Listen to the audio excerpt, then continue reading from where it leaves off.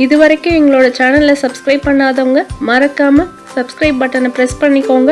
பக்கத்தில் இருக்க பெல் ஐக்கானை மறக்காமல் கிளிக் பண்ணிக்கோங்க.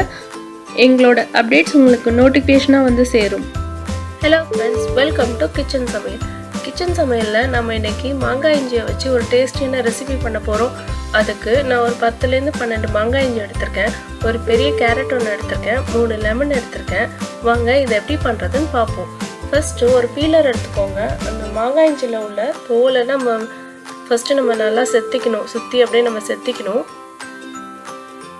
செத்தினதுக்கப்புறம் மாங்காய் இஞ்சி இப்படி தான் இருக்கும். நான் செத்தின மாங்காய் இஞ்சி எல்லாத்தையும் சின்ன சின்னதாக அரிஞ்சு வச்சுருக்கேன். அடுத்தது கேரட்டும் சின்ன சின்னதாக அரிஞ்சு வச்சுருக்கேன். 3 லெமனையும் அரிஞ்சு வச்சுருக்கேன்.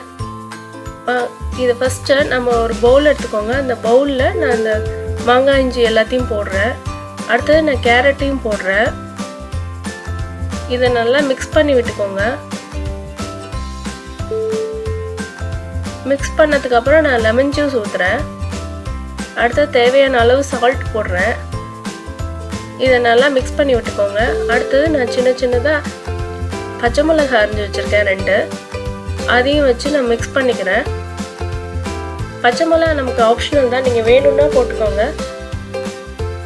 பாருங்கள், நல்லா ஒரு டேஸ்டியான மாங்காய் இஞ்சி ரெடி ஆகிடுச்சு. இதை நீங்கள் தயிர் சாதம் இல்லைன்னா நீங்கள் சாம்பாருக்கு சைட் டிஷ் வைக்கலன்னா கூட இதை நீங்கள் தொட்டு சாப்பிட்லாம், நல்லாயிருக்கும். நீங்களும் இந்த மாங்காய் இஞ்சி ரெசிபியை ட்ரை பண்ணி பார்த்துட்டு எனக்கு கமெண்ட்டில் சொல்லுங்கள் எப்படி இருந்ததுன்னு. உங்களுக்கு இந்த வீடியோ பிடிச்சிருந்ததுன்னா கிச்சன் சமையலுக்கு சப்ஸ்கிரைப் பண்ணிக்கோங்க. தேங்க்யூ.